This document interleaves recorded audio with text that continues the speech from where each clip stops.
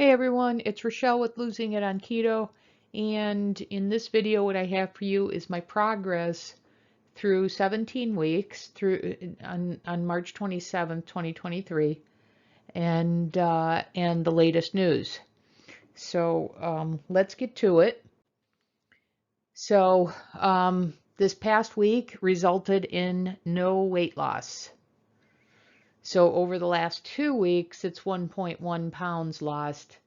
It's been 4 weeks since I switched to the precision protein sparing modified fast. And over those 4 weeks, which is the way I need to look at it, over those 4 weeks, I lost 8.6 pounds.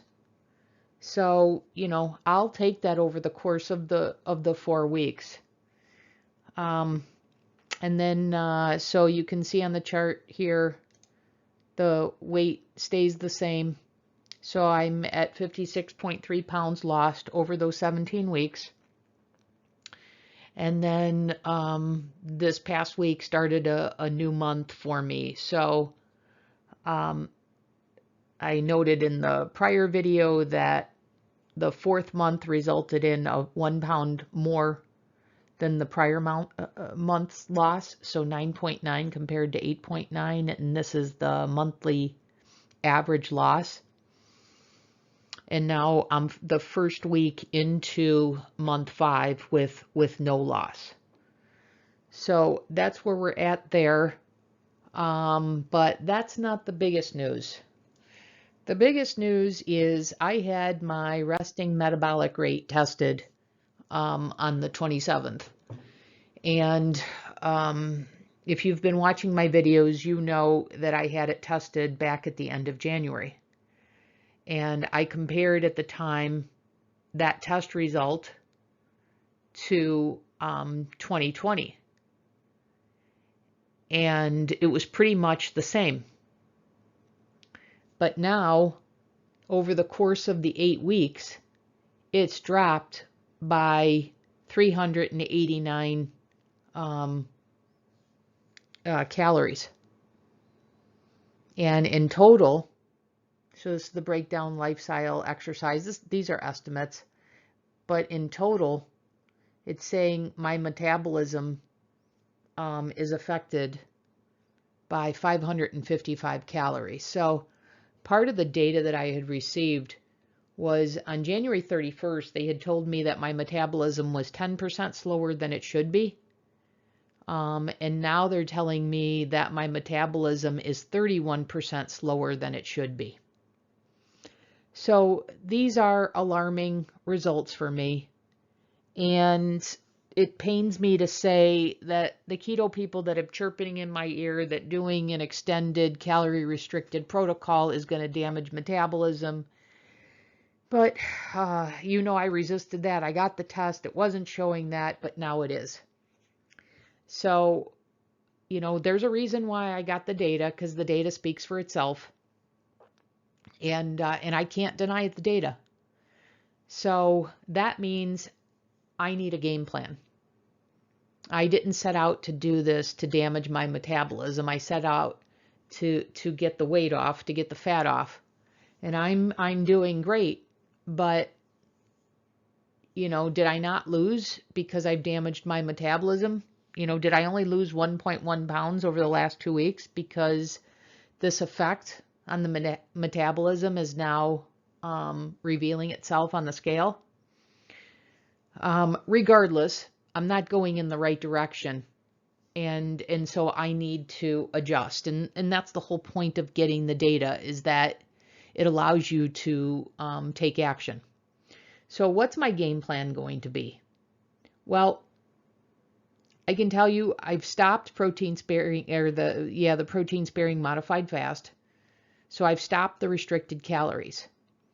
So my game plan is to increase calories, but to do that in a way where I don't gain weight. So you can say, okay, well, how are you going to do that? I haven't quite figured it out. So I just have some considerations that I'm making, which is if I take this data here, this says maintenance calories are approximately 1,600. And so I feel if I stay below that, I shouldn't be gaining weight. Now that I'm not counting, I should say gain fat, because I'm sure there'll be some fluid fluctuation. But I'm going to use this data here as a guide. That's one consideration. So gradually increase, knowing that if I don't go above this, I shouldn't gain weight. Alternatively, I may just do the beef, butter, bacon, and egg protocol from Dr. Ken Berry. And what this is you eat 1 or 2 meals a day. And if you do 2 meals a day, you eat within 6 hours of one another. And your food sources literally come from ruminant animals. For me, that would be just beef because I don't eat game or anything. Butter, bacon, and eggs. And I did this for a month before for my last 20 pounds. And in 30 days, without weighing or measuring anything, I lost 8.5 pounds. So that's remarkable. And so when you think about that, here I'm losing weight without any calorie restriction. So I'm contemplating that versus a gradual increase based on these numbers here. So I'm still trying to figure that out. And then I have not been strength training because I've shared with you on this channel that one of the things that derailed me in my last attempt was orthopedic injuries that I've had. And I've been contending with those and avoiding surgery. And recently I started doing some physical therapy, but then I had a flare up and I had to back off. So I know if I add strength training, it's going to help increase the metabolism. So somehow, some way, I'm going to factor that in without causing injury and setback. So I'm still working through exactly how I'm going to do this. I'll have this figured out soon. And then what I'm going to do is I have my RMR rescheduled to recheck it 4 weeks from now to see if the things that I'm putting in place here work, if I'm moving in the right direction. So what I don't know is I know this is the change over the course of 8 weeks. What I don't know, was that a gradual decline in metabolism, or was it something like it was level and then a steep drop? So maybe it was level for 4 weeks and then the last 4 weeks it dropped dramatically. I don't know that. So because I don't know that, I don't know how rapidly I can repair this. And that's why I've set out the RMR check for 4 weeks from now to see how sensitive is it. Are these changes that I'm going to make, am I going to see that, or is it going to need to take more time? So anyways, as I work out how I'm going to do this, I will share with you. Right now, I'm a little wayward. I don't have an exact plan, so I'm debating these two. In the meantime, I have increased my calories. That could right now mean that I'm going to gain a little bit of weight, but I'm not going to tolerate that for any length of time. I've got to figure out a game plan and I've got to do it quickly, and I'm settled on it's going to be one of these two options. So I will have that figured out soon. And then my strategy is if I gain any weight while I'm figuring this out this week, well, I'll fast so that I get started back at the same weight I was at the beginning of the week, and then start fresh next week. So that may mean I push this current schedule out another week to be retested. We'll see. But right now it's scheduled for 4 weeks from now. So that's the latest with me. I guess my takeaway is, doing this PSMF for 7 days a week. I don't know.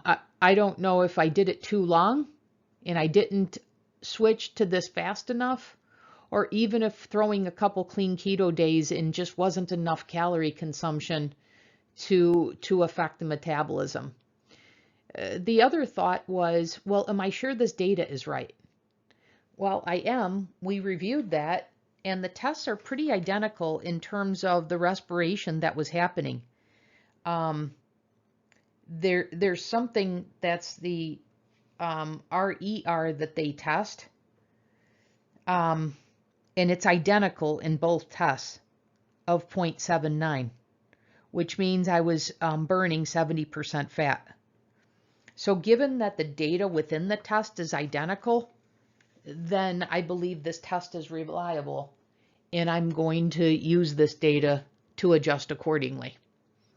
So that's all I've got for you. This is my latest update. As I said, as I work out how exactly I'm going to do this, I will share with you. But the first thing is, I'm going to accept that I'm going to have a steady, I'm going to attempt to keep my weight, not gain weight. So it's not even about weight loss for me right now. It's about maintaining the weight that I do have, maintaining the losses I've attained, while increasing my metabolism.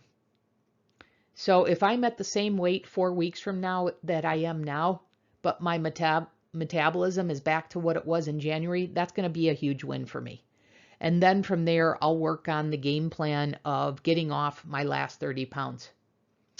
So nobody said this was going to be easy. Here's where I'm at. If I didn't test, I could keep going and damage my metabolism. And given the low calories, I'd probably still be losing weight. It would just be slower. And then, you know, when I hit maintenance, it would probably be harder to maintain the weight because it would take fewer calories, you know, to put it back on. So I'm glad I have the data. I will adjust accordingly. I will figure this out. I'm just in the process of doing that, and as I do so, I'll bring that to you. So that's all I've got for you in this video. As always, I hope you're learning from this, and I will see you in the next video. The next videos that I have to publish are what are days of eating on the precision protein sparing modified fast. So if I were to do this again, I guess I would have started with the precision protein sparing modified fast, and then I'd make sure that on my clean keto days that I was consuming enough calories not to have any sort of metabolism impact. So that's, I guess, my advice for you coming off of this. Because going into this, I thought if I was preserving muscle, I wouldn't have this result. So I'm not so sure what to make of this. What I will tell you is part of what sucks about this is the protocol that I had switched to that I was looking for advice. When I posted these results and saying the same thing, I'm looking for how I'm going to repair my metabolism. So looking of transitioning off precision protein sparing modified fast, the administrator of the group deleted my comment. So I guess I'm not going to get help there. I guess by dealing with real world problems of this protocol, I guess they don't want to do that. So I guess they will censor the information rather than helping. So that sucks. So I'm a little bit on my own here. I will figure it out. But wanted to share the data with you. And like I said, that's all I got for you now. I will share with you as I figure this out, and I will continue to bring my results to you, even though right now my goal has shifted to increasing my metabolism while I preserve the weight loss. So it's a shift off the fat loss right now, setting me up for longer term success. Okay. All right, so that's all I've got. I'll see you in the next video. Thanks for watching.